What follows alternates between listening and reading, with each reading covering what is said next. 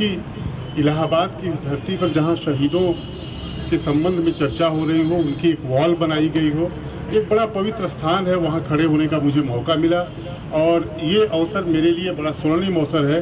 मैं अपने जीवन में इसको याद रखूंगा और ये अवसर मुझे वीरेंद्र जी की कृपा से मिला है और उनके सहयोग के कारण मिला है। हम लोग का बड़ा पुराना साथ है वीरेंद्र जी का और मुझे इसकी जानकारी फेसबुक से हुई सर। मैंने एक दिन फेसबुक पे देखा और उसके बाद मैं लगातार इसे देख रहा हूँ।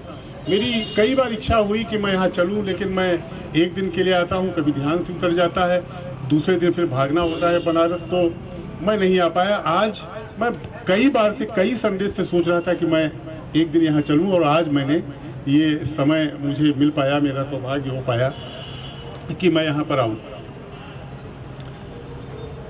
मैं नहीं जानता कि वीरेंद्र जी को यह सन्मत ईश्वर ने, प्रकृति ने कैसे दी।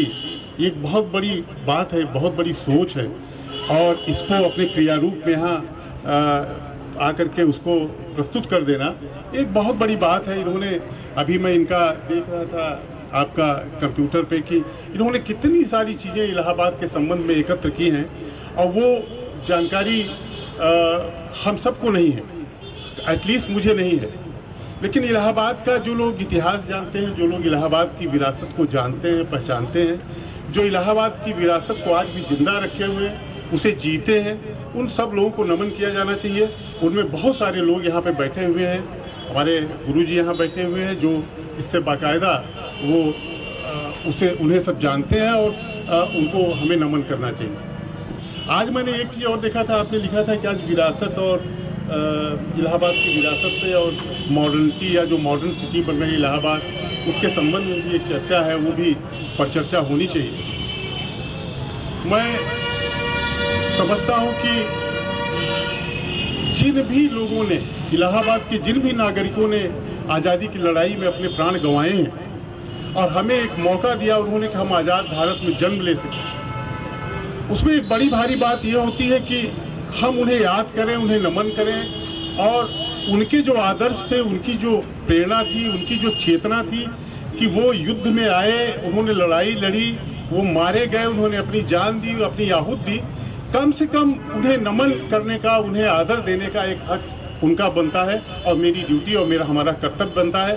और जब हम उन्हें याद करते हैं तब हम ये सोचते हैं कि हमें अपने शहर को, अपने देश को किस तरह से रखना चाहिए।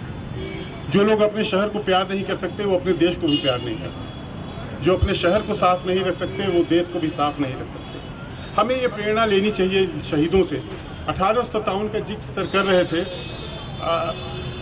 यहाँ जो खुशरू बाग आपका है, हम लोग खुशरू बाग के अमरूद की तरह जानते हैं। अमरूद, खुशरू बाग का केवल एक अमरूद होता है जो बहुत अच्छा है। ठीक है, अमरूद भी हमारी विरासत है, लेकिन खुशरू बाग एक बहुत बड़ी विरासत इस बात में है कि 1857 का जब संग्राम हुआ तो जितने भी लोग जो उसमें युद्ध में रत थे, जितने भी लोग उसमें भागीदार थे, उन सारे लोगों ने खुशरू बाग को ही अपना हेडक्वार्टर बना कर रखा था। और यहाँ पे इसी तहसील का एक गांव है महगांव, जहाँ के लियाकत अली साहब थे जिन्होंने उस चीज़ को लीड किया था। और लियाकत अली एक बहुत मामूली से इंसान थे, एक बहुत साधारण इंसान थे, अध्यापक थे स्कूल में, लेकिन वो बड़े शेरदिल थे और उन्हें देश से बहुत मोहब्बत थी। आज लियाकत अली खान साहब इस देश की एक साझा विरासत के रूप में हमारे सामने हैं और हमें ये देखना होगा कि जो हिंदू मुस्लिम एकता का आज थोड़ा कहीं विखंडन जो हो रहा है, जो तमाम तरह की उन्मादी लहरें पैदा की जा रही हैं, आप देखें कि एक आदमी था जिसने इलाहाबाद के पूरे संग्राम को उन्होंने दिशा दी और उसको लीड किया। बाद में उन्हें फांसी की सजा हुई, लेकिन कुछ कारणों से वो सजा उनकी आजीवन कारावास से तब्दील हुई। उन्हें यहाँ से भेज दिया गया बाहर, संभवतः काला पानी उन्हें दी गई जहाँ पर कि वो मरे। इलाहाबाद वही नहीं, इलाहाबाद में आप उसके बाद आप देखेंगे कि हमारा जो अल्फ्रेड पार्क है, जहाँ पर कि जो शिरोमणि थे शहीद आजाद जी को जब हम याद करते हैं तो हमारे रोए खड़े हो जाते हैं। एक आदमी जो पूरी शिद्दत के साथ, सारी चीज़ों के साथ अंग्रेजों से लड़ा, हमें उसने एक रास्ता दिखाया और इलाहाबाद में आकर के वो यहाँ पर कुछ और चीज़ों का शिकार हुए। कुछ लोगों ने उनके बारे में कहते हैं मुखबिरी की, और मुखबिरी करके उनको यहाँ पे धराशायी किया, उन्हें मारा गया। उनकी ये बहादुरी हमारी विरासत है, उनका ये देश प्रेम हमारी विरासत है, जिसे हमें, हमारे लोगों को, हमारे यूथ को, हमारे बच्चों को इसे याद रखना होगा। और जब हम वो याद रखेंगे तो शायद हम अपने देश से प्यार कर सकें। शायद हमें एहसास हो कि हमने कितनी मुश्किलों से, कितनी कुर्बानियों के साथ, कितना लहू बहने के बाद हमने इस देश की हरियाली पाई है, हमने इस देश को पाया है, हमने शहर इलाहाबाद को पाया है, और इलाहाबाद को हमें संभाल के उसकी विरासत के साथ हमें जीना है। और पुराने समय में आप जाएंगे तो मैं एक दिन पढ़ रहा था, सर को उसका ज़्यादा ज्ञान होगा, कि कुमारिल भट्ट वेदों के और उपनिषदों के बहुत बड़े विद्वान थे, बहुत बड़े ज्ञाता थे, और खासकर संस्कृति के बहुत बड़े विद्वान थे, संस्कृत भाषा के। और उस समय बुद्धिज्म का बहुत जब हुआ तो बुद्धिज्म को वो चाहते थे कि मैं बुद्धिज्म को उसके अंदर से नष्ट करूं, क्योंकि बुद्धिज्म हिंदुइज्म को उस समय एक निगलने की प्रक्रिया में थी।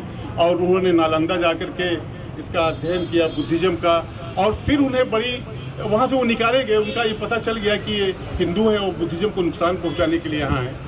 वहाँ से वो निकले, और निकल करके उनको इतनी आत्मग्लानि हुई, वो इलाहाबाद आए, इलाहाबाद में बसे, और फिर इलाहाबाद में उन्होंने अपना प्रायश्चित किया, और कुशाग्नि में उन्होंने अपने आप को भस्म किया।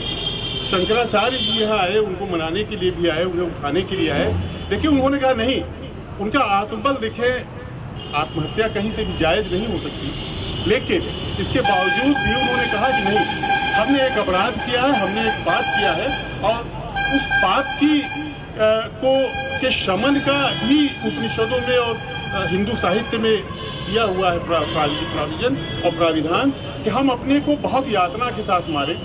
इतनी बड़ी आत्मशक्ति थी उन्होंने, और फिर उन्होंने अपने आप का अपना यहाँ पे दाह संस्कार किया गंगा के तट पर, जहाँ आज वो शंकराचार्य का मंदिर बना है। ये वो स्थान था जहाँ कुमारिल भट्ट ने पड़ा।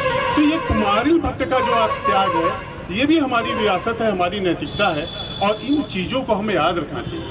इसके साथ साथ इलाहाबाद में बहुत सारी ऐसी चीज़ें हैं जो हमारी विरासत है, और जिसे हमने अपने पूर्वजों से, अपने अतीत से बहुत सारी चीज़ें हमने पाई हैं।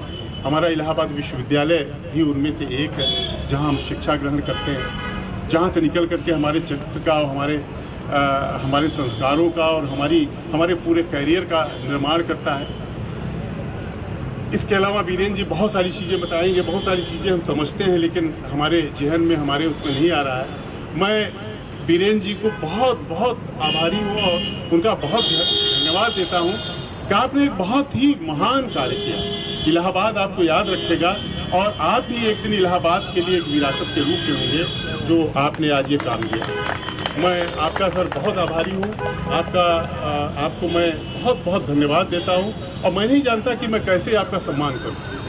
और आप सभी को, जो लोग यहाँ बैठे हैं, और उन सबको मैं प्रणाम करता हूँ। और मैं जानता हूँ आज पूरी, मैं सर बिल्कुल जानता नहीं, मैं आज जानते हैं, मैं आज पहली बार आया, आपसे बात भी नहीं हो पाई मेरी टेलीफोन पे। और मैं उस पूरी टीम को, यहाँ पे जो ये गायक लोग हैं जिन्होंने बहुत अच्छा गीत सुनाया और भजन सुनाए, इन सबको मैं तहे दिल से इन सब का आभारी हूँ, मैं शुक्रिया अदा करता हूँ। हमारे बीच में सर बैठे हुए हैं जो DRM इलाहाबाद है, मैं सर आपका भी बहुत आभारी हूँ, आप आए, और आपके आने से उत्साह बढ़ता है। मैं तो इलाहाबाद में आपकी टीम का एक मेंबर हूँ और बनना चाहता हूँ, मुझे वो सौभाग्य मिलना चाहिए। और आप मेरे लिए जो भी, जिस तरह से मुझे कहेंगे और जैसे भी चाहेंगे, मैं हर तरह से आपके साथ रहा हूँ, और आपके साथ इस समय भी हूँ और रहूँगा। और इस महान काम में तो काम करने के लिए ये सौभाग्य चाहिए, मौका चाहिए, और मैं उसके लिए बहुत ही आज प्रसन्न हूँ, और मेरा मन बहुत ही आह्लादित। आप सबको बहुत बहुत धन्यवाद और बहुत बहुत आभार वीरेंद्र सर आपका और आपकी पूरी टीम का।